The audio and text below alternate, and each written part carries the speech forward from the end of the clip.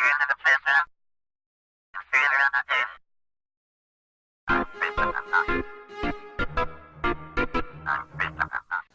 everyone, welcome to Star Wars Conversations, a show where two scruffy-looking nerf herders like to get together and talk about all things Star Wars. My name's Jay. I'm Colin, and you have failed the city. Welcome to the show. So you're Green Arrow today. Yeah, because I reckon I'm a bit of a mixture of OG Green Arrow with the big beard and You super look more cool. like Obi Wan today. Oh, You're like, well, is that green? It looks brown on my screen. So it's green, man. Oh right, it looks brown from here. But No, okay, so you're I'm the brown arrow. the arrow's been dipped. Oh, you shot me in the ass. Anyway, let's crack on with the news. Yes. News. So we have a few news items this week. We do.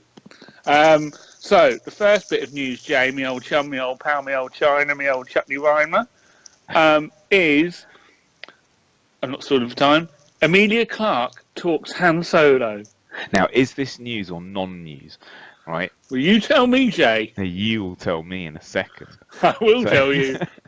So, Emilia Clarke was interviewed, right? And it was really just about secrecy working on Star Wars. And she said she can say that Alden, and she's not going to say anything other than this, by the way, is that Alden Ehrenreich is excellent in the role as Han Solo. That's good news, but I wouldn't have expected to say he's rubbish anyway. No. But she did go on to say when she works on Game of Thrones, it's insanely secretive. And she said, like, the cast get their scripts at the last minute, like, so they don't know what's going to happen or, you know, who's going to die or anything like that. Basically, the producers told them that they just can't be trusted, so they don't like to let them know, right? And she said... Well, they are idiots. I've heard. So, apparently, Star Wars is much, much worse than that. And she said it's really scary and secretive, so she doesn't know anything that's going to happen that she can talk about, and that is all she said. Well, so she said the news is she can't say anything, but Alden Ehrenreich's really good as Han Solo, and that people will love him. Well, thanks, kind lad. Of news. Thanks, Mother of Bush. Kind of news. No. Yeah, sort of. Sort of. Oh, Alden's good. Her. You know, they interviewed her, and she can say anything. I'm kind of looking forward to. There was actually something on our group, and I think it was Mark. Mark on our group had said that he isn't looking forward to seeing her in Han Solo because why? What's the problem? He's like, oh, you know, she's from Game of Thrones. I'm not looking forward to seeing her, and he didn't think she was very good. Doesn't he like Game of Thrones? Well, just because he knows her from that, and he didn't like, and I'm probably totally like making him sound like he's saying shitty things, but he's not. But what's his beef with Alden Ehrenreich? Yeah, you know, he didn't like the new Terminator. He didn't like the Terminator movie with her in it. Bloody. The thing is, as I said in the chat, Terminator, she was directed. You know, so if they didn't like what she was doing, that was the director's fault, not doing anything about it. She wasn't right for that role, to be fair. No, and that's the thing. You can be a good actor and be miscast, and she was miscast. I mean, Lena Headey was a great Sarah Connor. She was a brilliant Sarah Connor. To me, she was probably my favourite, more than the original. But Lena Headey, sorry, not Lena Headey, Emilia Clarke. I have seen her in another movie where she wasn't very good. She's very eyebrowy, like the eyebrows move around a lot, you know, like that. Yeah, when she has got lots of eyebrow action. Yeah, and that's what she did in the movie that I saw. But you know, look, if the directors can get a good performance out of her, that would be cool. Like she can obviously act, you know what I mean? So. I don't think that in Star Wars they're going to let her go out there and just eyebrow around, and you know. Yeah. That's your anyway. Take on it. That's enough non-news on Emilia Clarke. Let's talk about something that is actually exciting. The new look at Kylo Ren and Rey that we've seen. Yeah. So this news just came out, and it's Stop the press! Who's that? Vicky Vale. Vicky Vale. I'm Batman. It's Thursday night in the UK here, so this news has just come out. It's on StarWarsNewsNet.com, and it's a shot from the upcoming Battlefront 2 game by EA, and it has a new picture of Kylo Ren and Rey. It's probably on screen now. These are the skins, aren't they, that you can get if you pre-order?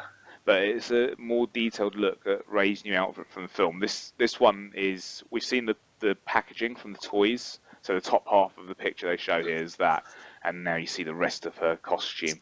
And there's a little bit of writing that they've put with it. So Kylo Ren is seen without his mask once again, further fueling speculation that he will be unmasked for a large part of The Last Jedi, in addition to wearing a cape. We heard that he was going to wear a cape more like Darth Vader's one.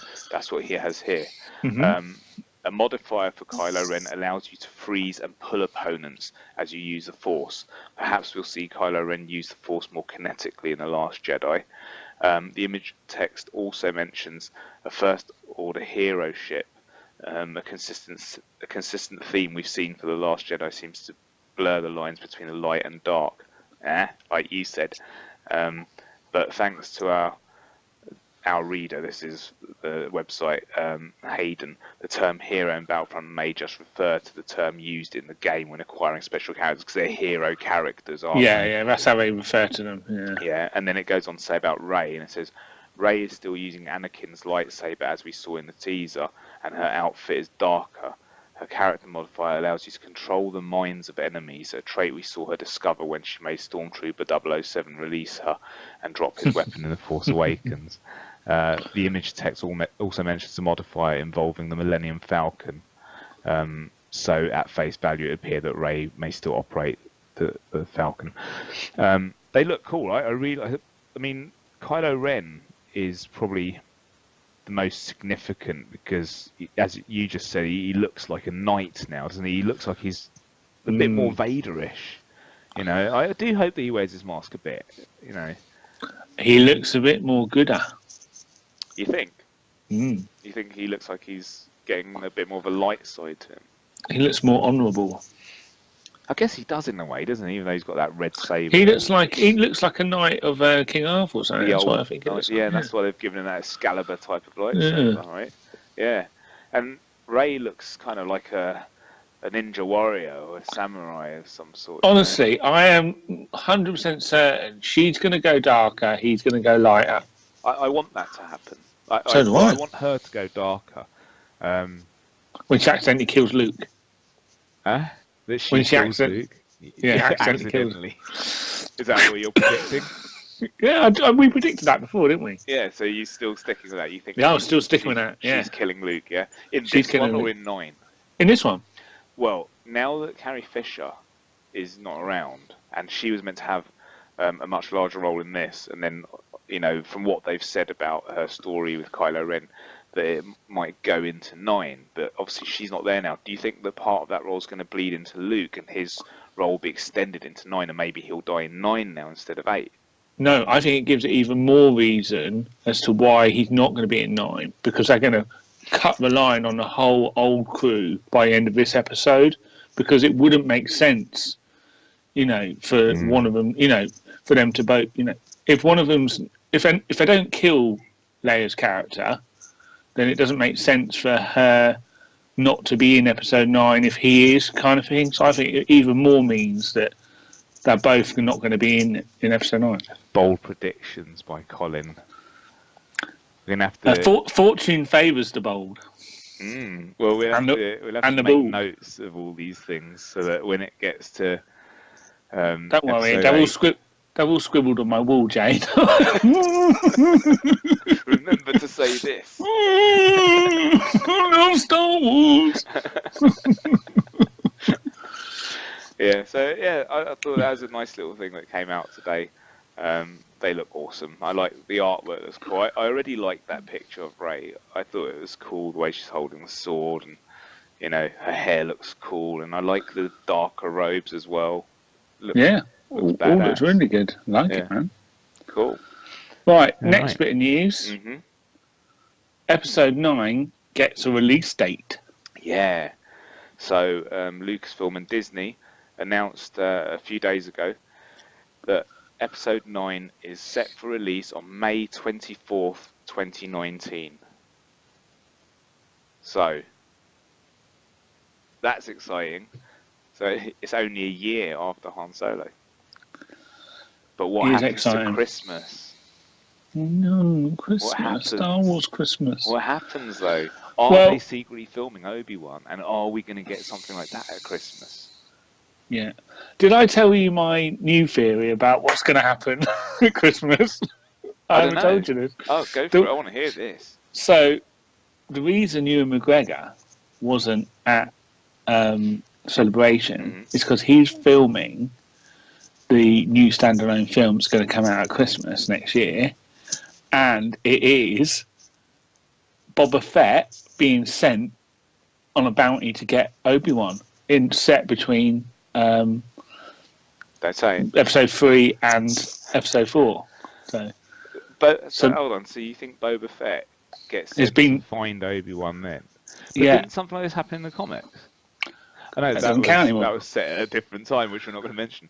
Yeah, no, but he doesn't. No, I don't think so. And what I'm thinking is, this is a brilliant way of combining the two standalone things that everyone's been rumouring around, because also we know obviously because Obi-Wan dies in episode 4, spoiler, he obviously won't he won't be able to tell everyone, oh yeah, I know Boba Fett, that kind of thing.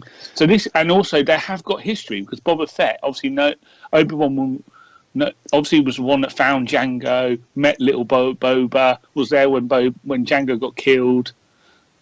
His name is Django, isn't it? Yeah. I was thinking, what am I thinking? Do I look like a Django too? Like, what? Yeah, you were a little bit. And I was like, oh, sorry, Dave Filoni. Anyway, Dave Filoni. So that's my theory. Is they are actually filming Boba versus Obi. Well, is it Boba in the sand? They said that the Boba Fett one was going to be a bounty hunter movie, right? It wasn't going to be. Well, he is a bounty hunter. Yeah, no, but it's going to be a group movie. Yeah, because they're sending Boba and his posse to get Obi. Ah, okay. So who's sending him? The Emperor. Vader. Well, one of them. one of the Imperials have decided that there's enough rumours of bloody Obi-Wan hanging around in the desert. Sort him out and get him. Well, Vader would know that Obi-Wan's still out there somewhere. Exactly. Right. So, and obviously he's got to hunt down all the Jedi and all that stuff. And that's why... But he would know that he's on Tatooine. No, he doesn't. But that's the thing. So, Boba and the gang, they get a lead. They know that there's a bounty out for Obi-Wan. So Boba gets the gang because he's got a grudge to settle with Obi-Wan, because he blames Obi-Wan and everything. Because in his mind, it's all Obi-Wan's fault. Obi-Wan's the one that unveiled who Django was and got him involved in the Clone Wars and all that kind of stuff. Okay. So he goes down to, he gets his whole posse. He finds out that Obi-Wan's down there, because Obi-Wan's not exactly being quiet, is he? Having all these little adventures and shagging all the birds and making all the Jawas. Mm-hmm. Yeah. And so he gets his posse, and the whole story is all around Boba trying to get all his posse, and they all have to keep, and he sends like one by one, and they all get killed different ways and stuff like that. And but so ultimately, is this the posse from Clone Wars? Yeah. So Cad Bane, Aura Singh, Bosk. Yeah. Okay. Yeah, because that's why half of them. That's how half of them die. Well, they're not around. Only Bosk survives. Yeah. So, and what happens is, it all ends up with, that's why Boba's in Tatooine hanging around with Jabba in episode 4. So that's how he, in the special edition bit. That's how he happens to be there. He's like, this guy has jobs. I'll just go work for him. Yeah, no, because basically Obi-Wan's mashed up his ship or something. He's got to get back. Oh, there's old Jabba. I'll go hang out with him, see what he needs help with. I need some money. Yeah. Mm. In fact, he's the one that told Greedo to go get Han Solo. See, now that Greedo story, I like the non-canon Greedo story, the Legends one. That's the much better Greedo I know you background. do. You love that It's one. brilliant. But so, what made you come up with this theory then? Where did this all stem from? I can't At remember. what point did you go? Hold on a minute. Well, I think I came out of it last week. I can't remember where. Do you know what that means? that means we've been talking about news for a long time. Yes. Da-da! Anyway, do you want me to finish that Finish thing or what not? you're saying, and then we'll. Okay, so this is well professional. So yeah, no, I don't know how I came up with it. To be honest, something inspired me the other day. Because I it's don't know what. interesting. It's actually a really interesting theory, and something that I've not heard anyone else say. Because, yeah, okay, Boba Fett does know who Obi Wan is, and Obi Wan's out there. Vader would know that. He doesn't know where he is. Well, Boba Fett tracks people down, and that's what the bounty hunters do. Right? There's a bounty out for Obi, There's obviously. a bounty out for him. So, yeah, why not? And it would make quite a. Oh, I know why I was thinking of it, because I was thinking about Dave Filoni. Why was I thinking about him? About him doing a movie? Yeah. Why? I think I was. It's because after we recorded last week, I finished watching some more of the Star Wars show streaming thing. The celebration. And it was just more about Filoni talking to that lady, and yeah, and I think that's when it came to me. Then I was like, oh yeah, I think they mentioned Boba Fett, and it just all jumped in my head. That's a good theory. Thanks, mate. I like it. I like that theory. Well, look, I still think Lucasfilm need to hire me because I've got all the ideas. You have some ideas. You do have some ideas. I do have some ideas. I'd be interested. Can you imagine though, like, just closing up this topic, but imagine if that is the little surprise that they reveal at D23. It's like, hey, you guys might have missed Ewan McGregor. Well, don't worry, he is still involved. Oh, and by the way, Christmas. Star Wars, you didn't know. Like about. when they announced Batman vs Superman, everyone's pants filled, didn't they? It's going to be the same situation. That'd be awesome. Zack Snyder might direct it. Hey, visually he'd make it look good. Whatever people say about him, visually he's cool. And there'd be floaty stuff. There really would be. Yeah, they've probably been talking to him about that. Yeah. Anyway, shall we do some reviews? Let's do some reviews.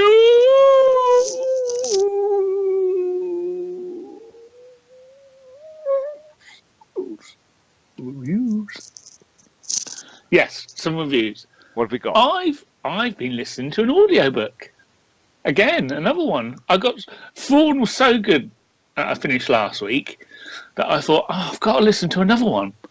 And so I dug and had a look, and I realised I'd already managed to get hold of Lost Stars by Claudia Gray. Okay. And so that one's been around for a while. Yeah, that came out in 2015, and it was one of the first books. It came out at the same time as Aftermath, and it's basically part of the whole journey to the Force Awakens. So it came out before Force Awakens did. And I know a lot of the time, a lot of people got all excited because obviously there are bits of it that reference things that you'd seen in the trailers, and you were like, ooh. And now that I've read it, I can go ooh as well.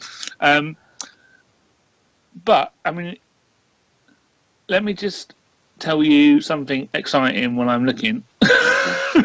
Yeah. So, do you know the story, Jay? Would you like me to give you a little overview of what it's about? Yeah, I'm aware of the story. I actually have this book in hardback, but once again, I haven't got there yet.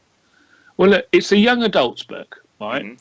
I don't know what that really means. I think it just means it's got bigger words. I don't know. What does it mean? I'm still here. Okay, you're still here. Keep talking. So, and as I said, written by Claudia Gray, I'm hoping. Claudia Gray. I can't find the name. Yeah. And so I think the reason I haven't read it so far was because I was a little bit wary of it, to be honest. Because one, it was a young adult's book, and I didn't really know if it was going to, read like one of the Star Wars novels. And two, obviously, we're all aware that it's a love story. And I just had visions of Twilight, even though I like Twilight. Twilight, yeah, I do actually. It's good.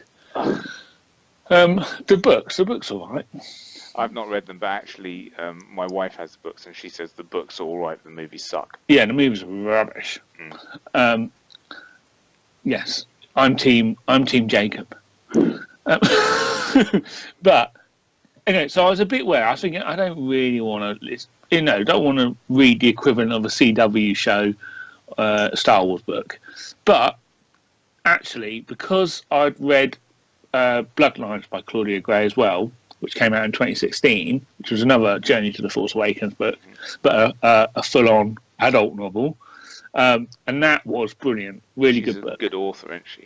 Yeah, very good. And I think I've read other stuff by her. I think she might have done some other stuff. But loved Bloodlines. Thought that was a great book. Really gave you lots more depth around Leia and Mon Mothma and showed up, to be honest, Aftermath in terms of, because Aftermath tried to touch on some of like the more political bits of it, and he never really brought into what he was saying.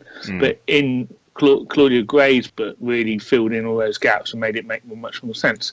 So basically, this story is about.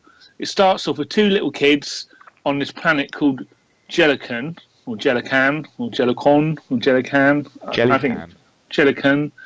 Yeah, Jerry. Yeah, Jerry. I'm going to call it Jellican. Jerry Cole. No, not Jerry Cole. Say what?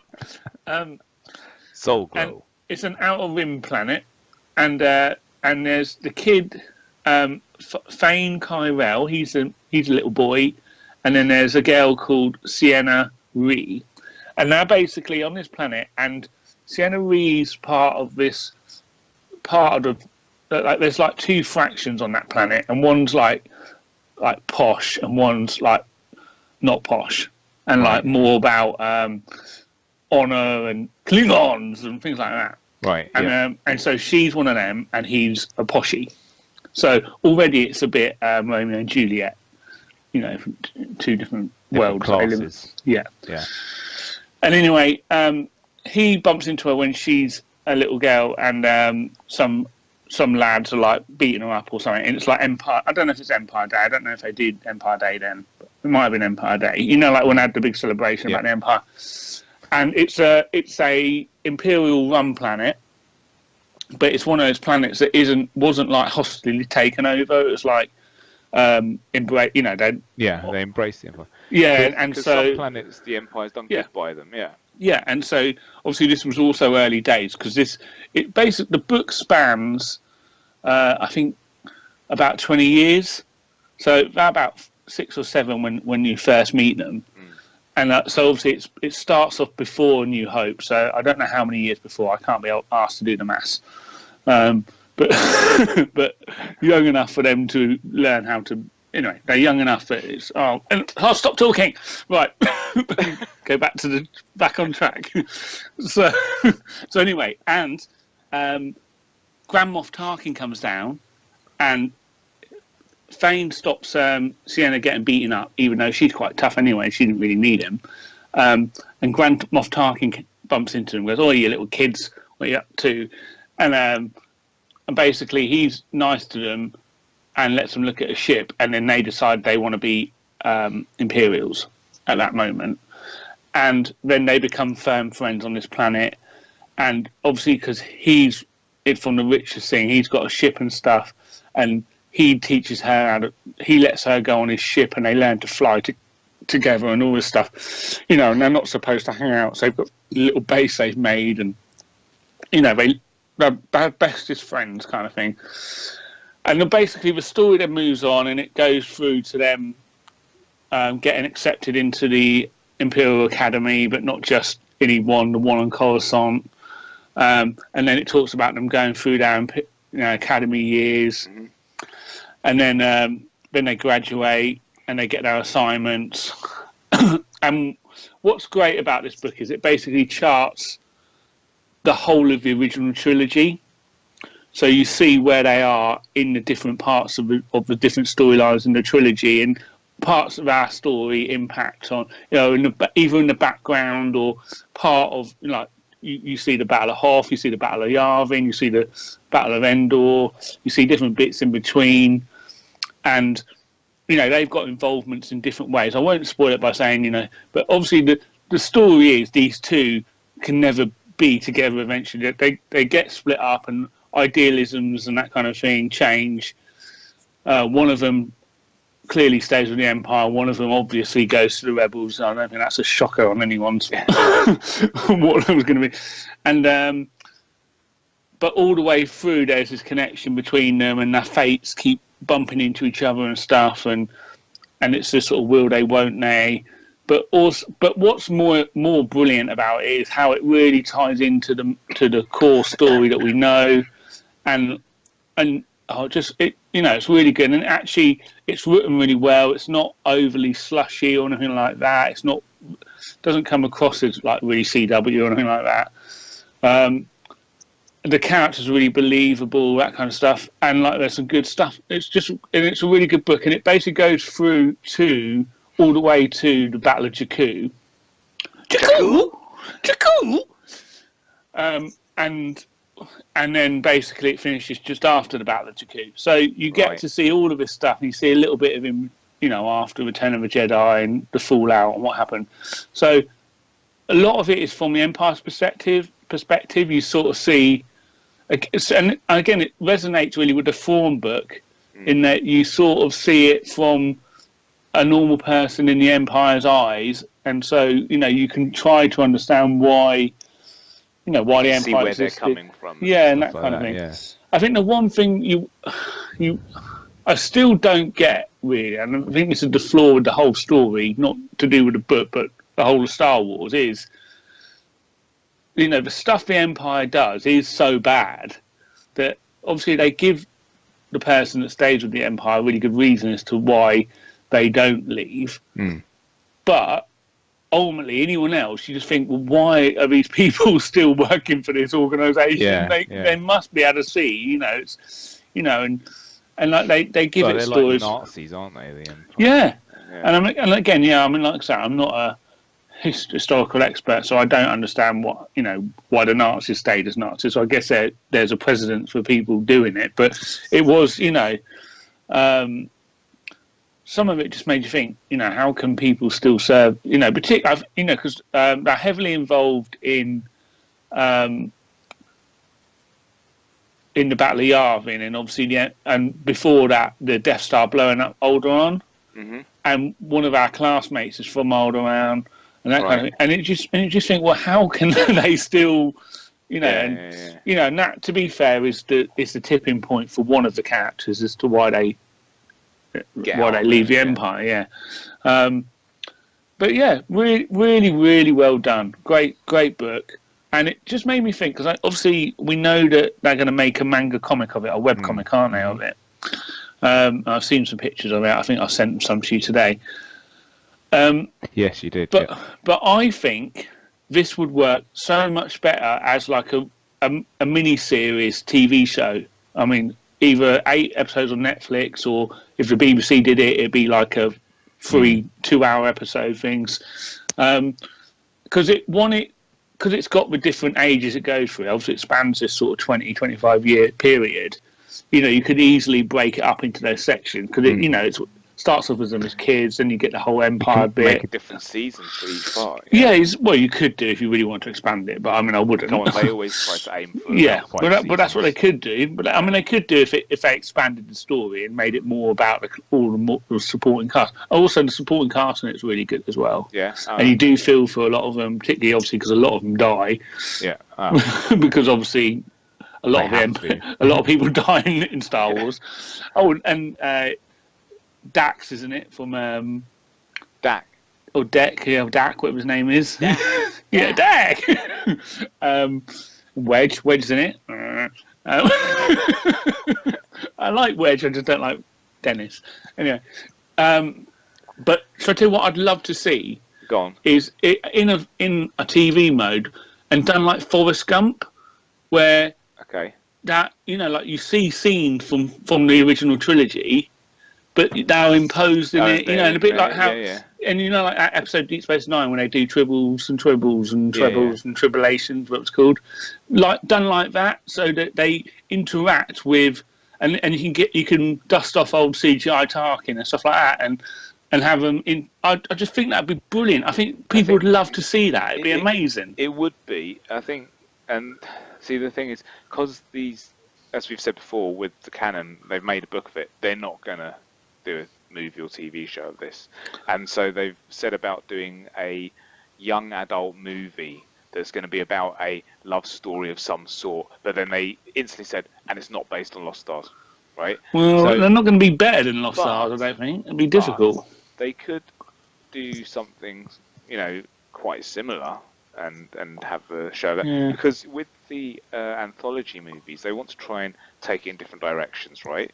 And so I guess that the first part of that is going to be, let's see what works. So they've done Rogue One, people liked it, they're going to go with Han Solo, maybe people like that, or maybe they don't, we don't know. And then they've talked about maybe something that's got a bit more of a lightheartedness to it. So maybe once they've done a few different genres and see like, wow, people, this movie we've done about the love story, people quite liked it. We didn't kill off the characters. People quite like those characters. Maybe that could become the TV show. I'm just spitballing, but do you know what I mean? You could have something like absolutely. That where they're trying to get a gauge of what people will and won't watch. And I definitely do think that you're getting a live action TV series happening. I mean, they have talked about Underworld having all the scripts written. I don't know that they'll do that, but there's a lot of potential. If you have one series, take the CW as you mentioned, right? So you had Green Arrow, and Green Arrow was really popular. You failed the city. So it became very popular, right? Next thing you got Flash.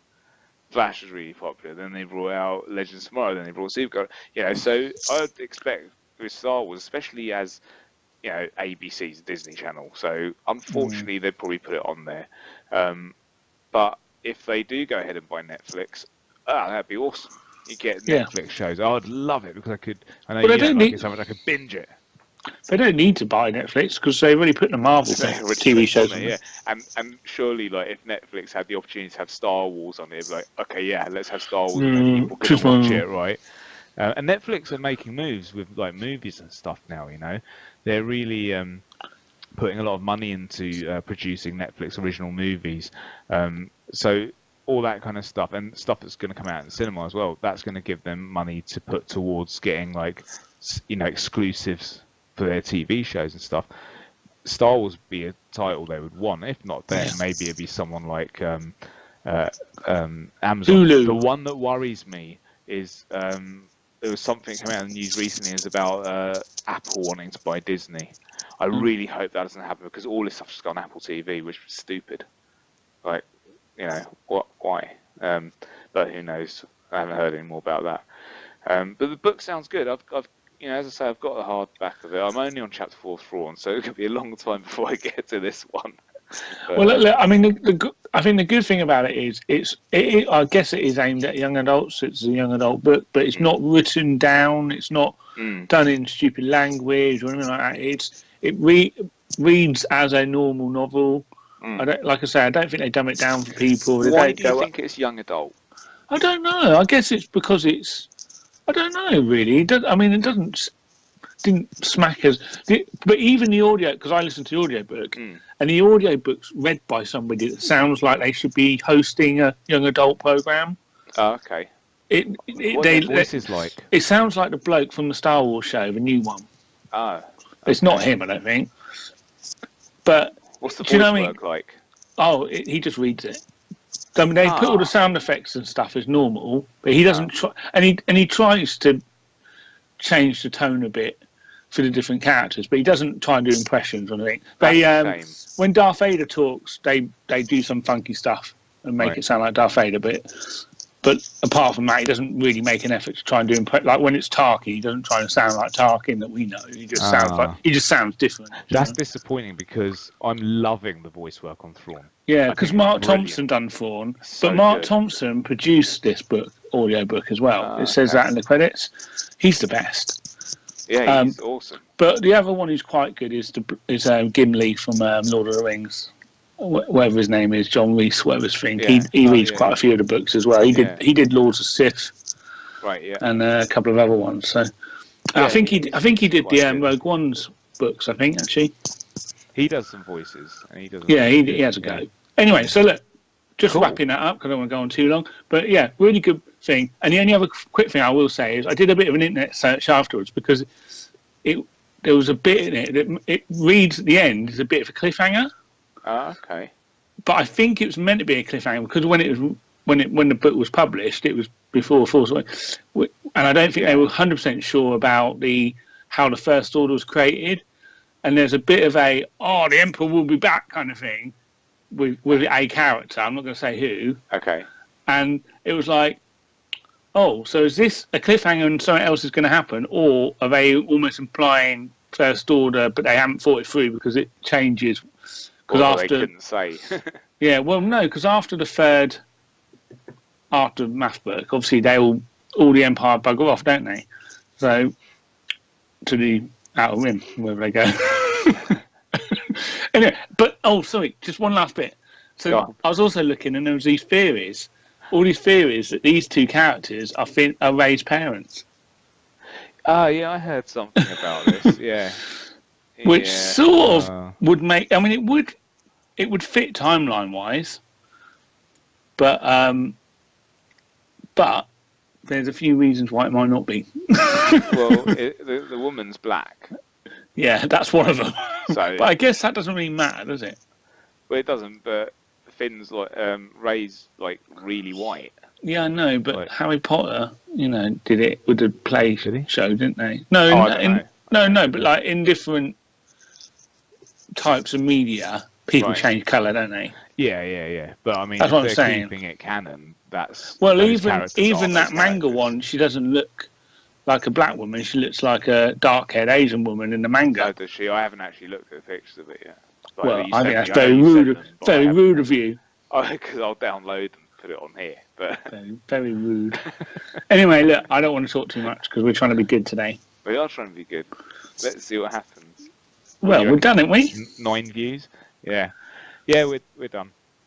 So, great book. Anyway, I give it 9 out of 10. 9 out of 10, really? That good? Yeah, very good. Yeah. I mean, there's nothing wrong with it. I've heard that from lots of people that they really like that one. I mean, it's not Lord of the Rings or like something that's going to change the world, but it's brilliant. It's good fun. I pre-ordered it and got it when it came out. Like 2 years ago. Yeah, and it's still there. You need to read books, dude. I do that a lot. Pre-ordering that, so I get it on the day it comes out. Do you want me to buy you the audiobook, Jay? Oh, that'd be nice. Okay, I'll buy you the audiobook. Look for it in the Google box. Thanks, dude. Don't tell people where it is. Okay. Well, they can't get my Google box, can they? All right. Anyway. Well, Daryl might. Oi, Daryl, leave my Google box. So, we're not doing our spiels anymore, so we're just going to say that we are on the Taylor Network of Podcasts. You can find Which is great. Lots of good podcasts. Got any to mention? Yeah. Go Trick Yourself. Nothing's On. No Apologies. Double Pace Spread. Gotham by Geeks. Wade's World. Paradigm Shift. Who? Paradigm Shift. Oh, Paradigm Shift. Culture Trapping or Tripping or something. And that probably do for now. No apologies. No apologies. Yeah. And other than that, we're all over social media at Star Wars Convo, Star Wars Conversations. We're on Twitter at Star Wars Convo and use the hashtag Star Wars Convo. If you need help and you want to find us, you can find us if you search for those things. Yeah. And you can find Colin on Twitter at Captain Colin. And you can find me on Twitter at EagleEye1933. So that's it for this week. I think we've been good, hopefully. So until next time. Bunch of chewy! May the Force be with you. Into